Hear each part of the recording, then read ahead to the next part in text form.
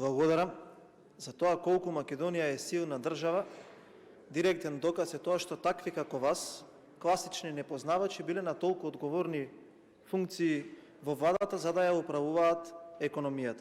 Ај кај што сте непознавач, па уште се дополнително безобразен и лажете на отворена сцена, и само 3 работи ќе ви кажам зашто тоа што кажавте ништо не е точно. Тука споменувате за јавен долг и што е напишано во таа фискална стратегија.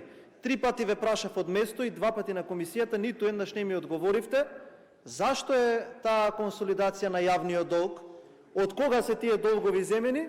И што е направено со тие долгови? Излезете, кажете, вие бевте тој генијалецот кој што ни делеше нутриционистички совети да не сме јаделе чипси, затоа требало да биде поскап данокот. Излезете по 5 пати, еве ви 6 пат шанса, ве прашувам, зошто се напишани тие бројки во националната стратегија, кој се задолжи и што се направи за тие финансии. Идеме понатаму. Зошто растот е 3,7%?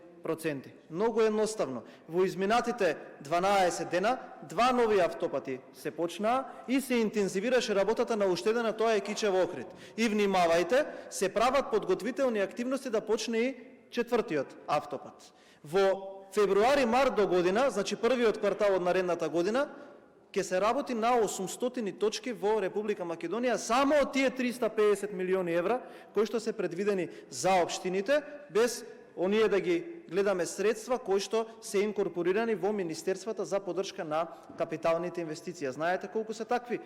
50,5 милиарди денари или 800 милиони евра кои што кидат во насока на директна реализација на капиталните инвестиции. Во оваа стратегија може да се види само една работа: промена на економската филозофија.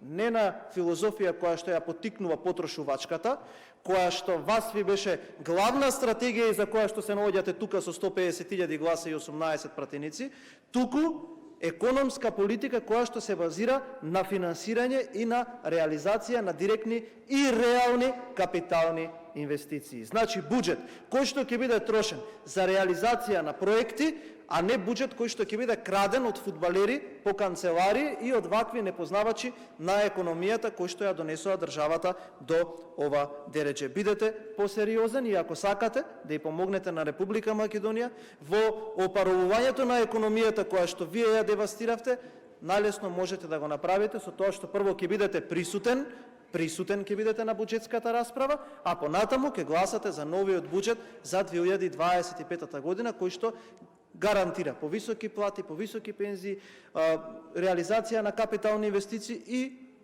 финансиско-економска консолидација на Република Македонија. Благодарам.